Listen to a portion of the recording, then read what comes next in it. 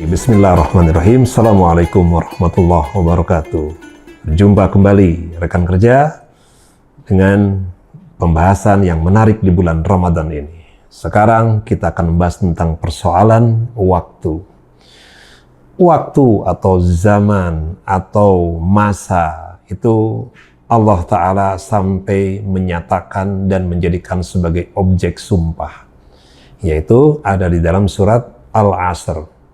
Ketika Allah berfirman, Bismillahirrahmanirrahim, wal asri, demi waktu atau demi masa. Artinya Allah itu menempatkan urusan waktu ini perkara besar, perkara penting. Waktu itu seperti pedang. Al-waktu kasaifi, kata beliau. In lam taqta'hu qata'aka. Kalau engkau tidak bisa memotongnya, artinya mengaturnya, memanfaatkannya, menjadikan sebagai hal yang berharga, maka sang waktu itu akan memotongmu. Artinya menjadikan dirimu akan hancur oleh waktu itu sendiri. Maksudnya apa coba?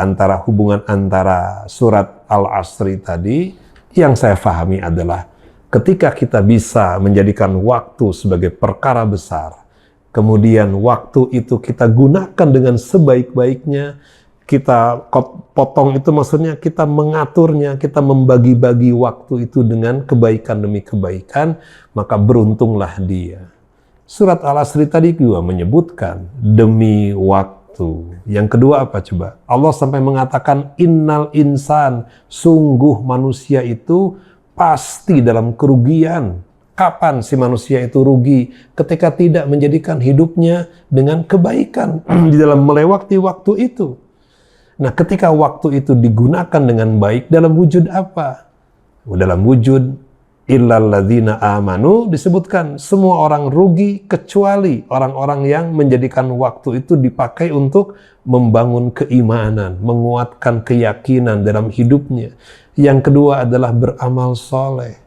Bekerja itu sebuah bagian dari amal soleh kita. Kalau kita bekerja yang Allah mudahkan dan kita bersuka cita dalam bekerja dan sesuatu yang Allah ridho dengan pekerjaan itu. Dan yang ketiga adalah dalam surat Al-Asri tadi, waktu akan berharga ketika kita isi dengan tawasau bil haq dan tawasau bis sabri. Saling berwasiat, saling menolong, saling memudahkan, saling memberi jawaban gitu, atau saling meringankan. Tawasau itu sifatnya seperti itu. Maka dalam sebuah bisnis kita, kalau kedua belah pihak saling menguntungkan satu sama lain, saling ridho dengan ridho satu sama lain, akan menjadi waktu yang penuh berkah. Tadi disebutkan atau di pertemuan sebelumnya disebutkan bahwa berkah itu adalah kemanfaatan. Waktu yang berkah artinya waktu yang ketika kita gunakan, kita potong-potong tadi secara bagian-bagian per pekerjaan kita, itu memberi kemanfaatan. Manfaat itu apa? Bagi siapa? Bagi diri kita dan bagi orang lain.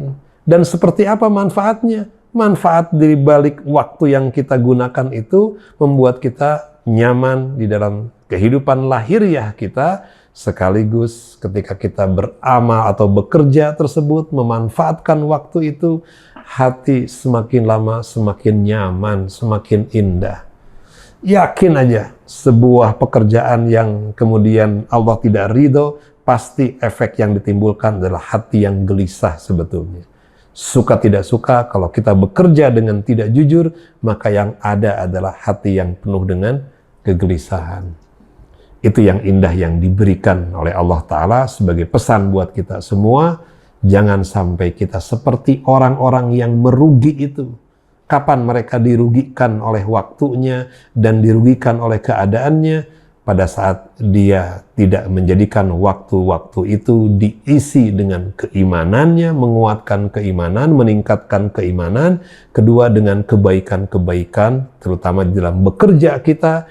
Dan yang ketiga yang menarik, ada sebuah pekerjaan atau ketika kita bekerja sambil memberi wasiat atau saling menasehati satu sama lain, saling menolong, saling memudahkan urusan. Indah sekali. Percayalah, kalau kita bekerja dan waktu yang kita manfaatkan dengan sebaik-baiknya, maka Allah akan melihat kita menjadi hamba yang dimuliakan. Semoga bulan Ramadan ini kita tergolong sebagai seorang hamba yang mampu memanfaatkan waktu dalam hidup kita ini dengan sebaik-baik amalan, sebaik-baik ikhtiar, sebaik-baik bekerja. Bismillah, tawakal ala Allah. Semoga berkah buat kita semua. Assalamualaikum warahmatullahi wabarakatuh.